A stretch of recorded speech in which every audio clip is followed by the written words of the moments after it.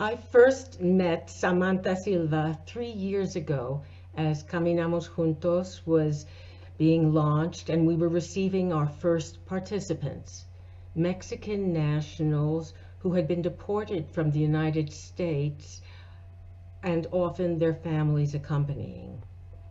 I was one of many, many UUs who were volunteering to give birth to CJ and then as it was finding its way. I was struck by Samantha's warmth, caring, deep sensitive respect for those arriving, as well as staff. With Sam's leadership, CJ has grown and adapted many times and become part of multiple networks across Mexico and the US offering assistance to migrants.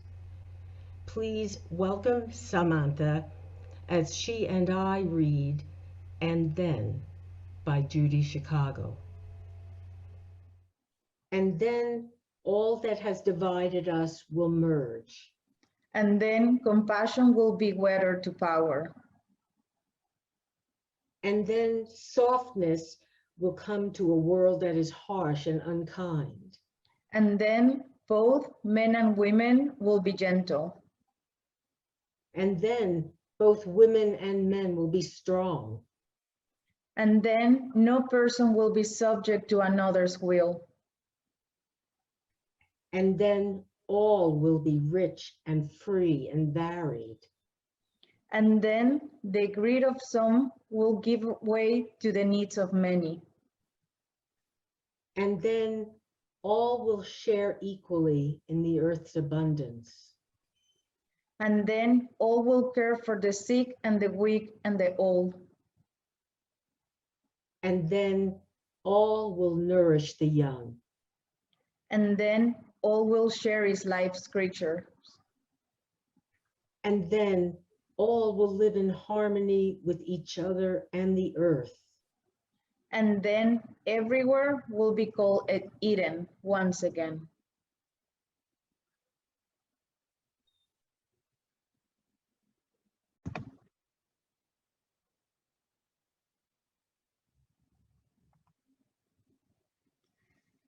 Good morning, everyone.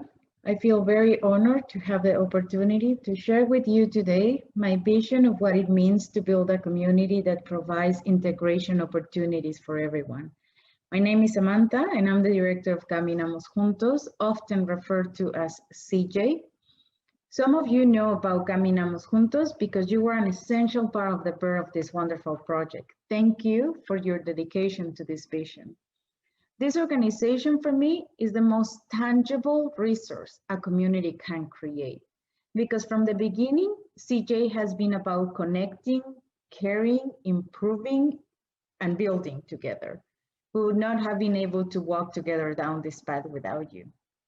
For those of you who never heard about us, Caminamos Juntos is a nonprofit in San Miguel de Allende that provides support to deported Mexicans and their families who are struggling with the impacts of deportation and who do not have a strong local support network here in Mexico. We do this by implementing different types of programming to assist in the integration and reintegration into the community of San Miguel de Allende.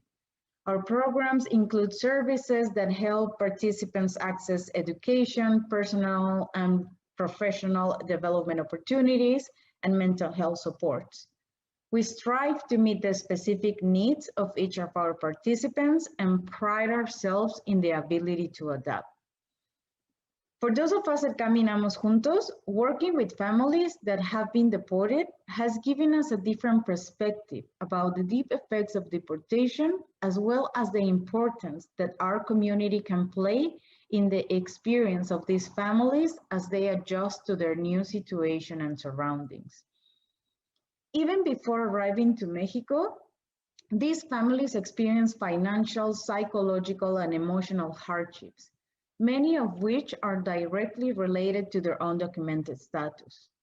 Those who choose to keep the family together by settling in Mexico are uprooted, losing proximity to family and friends, access to their property, and professional opportunities that they train for in the United States. Once they move abroad, they face cultural and language barriers. Also, against common belief, it is not just the family member that is dealing with the trauma of deportation. Each family member faces their own obstacles when relocating to Mexico. Once they arrive to Mexico, there are no clear resources for these families. And in the world of migration, no two experiences are alike. Each family and individual have their own needs. Obtaining legal documentation is difficult, language barriers stand in the way of job, education and social opportunities, and the local community has stigmas that often are challenging to overcome. Many of these families without resources could be unable to access a stable community and are at risk of becoming part of a forgotten group.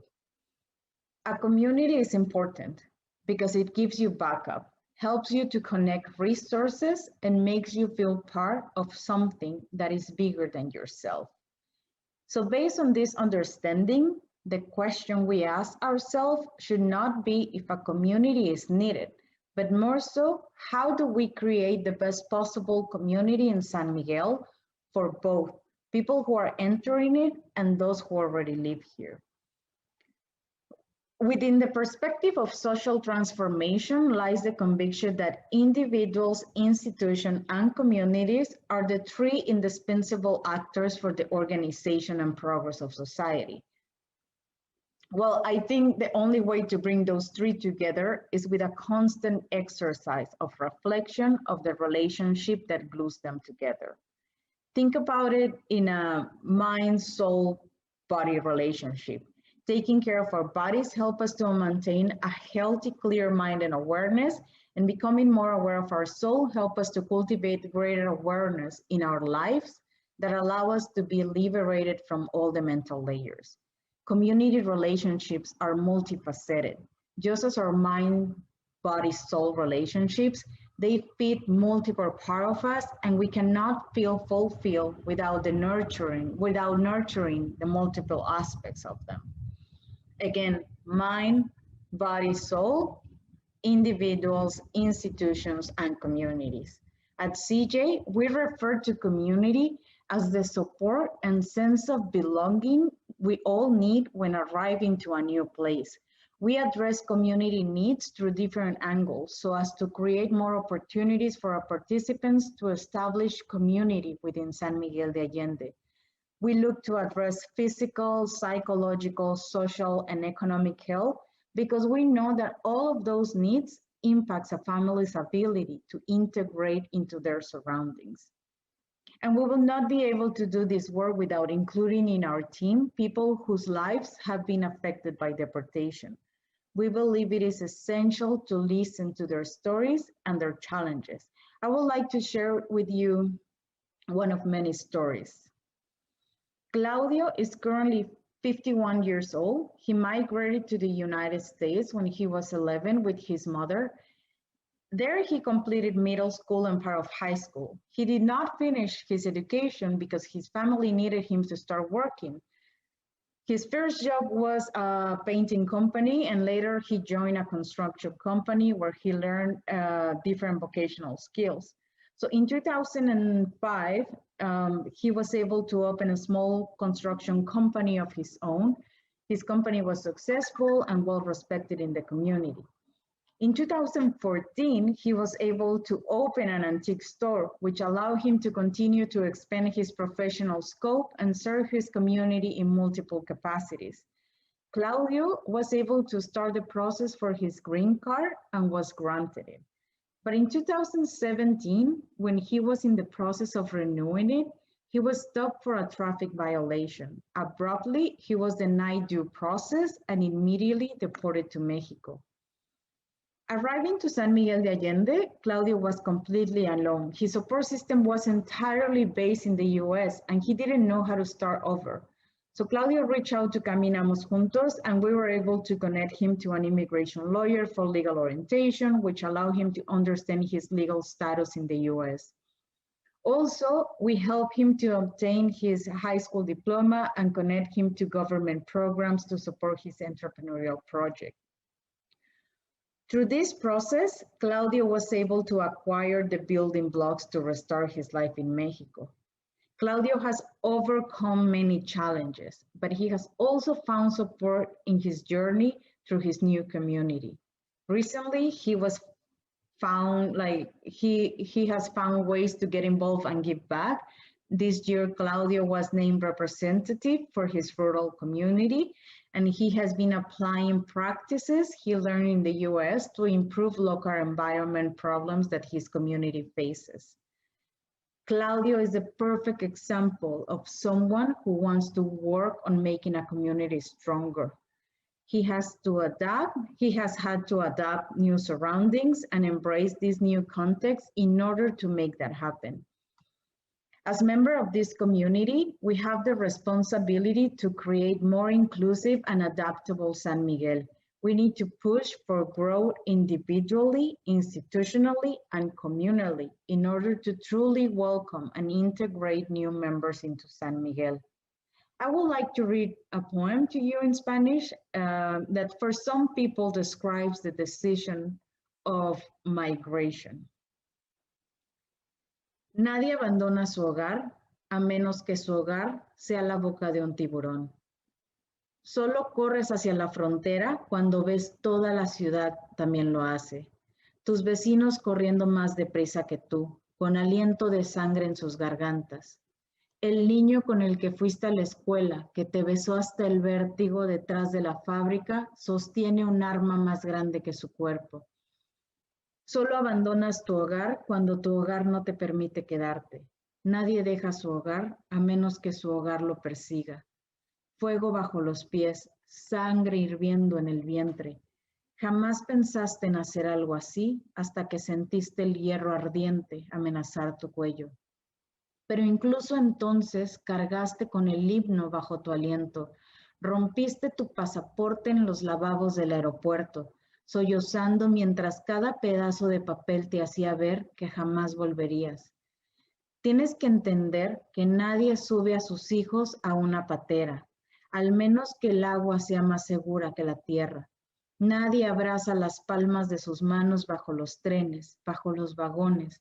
Nadie pasa días y noches enteras en el estómago de un camión alimentándose de hojas de periódico, a menos que los kilómetros recorridos signifiquen algo más que un simple viaje.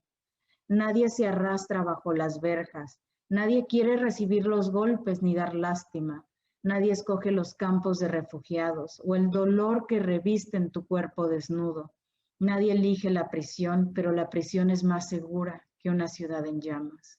Y un carcelero en la noche es preferible a un camión cargado de hombres con el aspecto de tu padre. Nadie podría soportarlo, nadie tendría las agallas, nadie tiene la piel suficientemente dura. Los váyanse a casa negros, refugiados, sucios inmigrantes, buscadores de asilos, quieren robarnos lo que es nuestro, negros pedigüeños, huelen raros, salvajes, destrozaron su país y ahora quieren destrozar el nuestro. ¿Cómo puedes soportar las palabras, las miradas sucias? Quizá puedas, porque estos golpes son más suaves que el dolor de un miembro arrancado. Quizá puedas porque estas palabras son más delicadas que 14 hombres entre tus piernas. Quizá porque los insultos son más fáciles de tragar que el escombro, que los huesos, que tu cuerpo de niña despedazado. Quiero irme a casa, pero mi casa es la boca de un tiburón. Mi casa es un barril de pólvora y nadie dejaría su casa a menos que su casa le persiguiera hasta la costa, a menos que tu casa te dijera que aprietes el paso, que dejes atrás tus ropas, que te arrastres por el desierto, que navegues por los océanos. Naufraga, sálvate, pasa hambre, suplica, olvida el orgullo. Tu vida es más importante. Nadie deja su hogar hasta que su hogar se convierta en una voz sudorosa en tu oído diciendo, vete, corre lejos de mí ahora. No sé en qué momento me he convertido, pero sé que cualquier lugar es más seguro que este.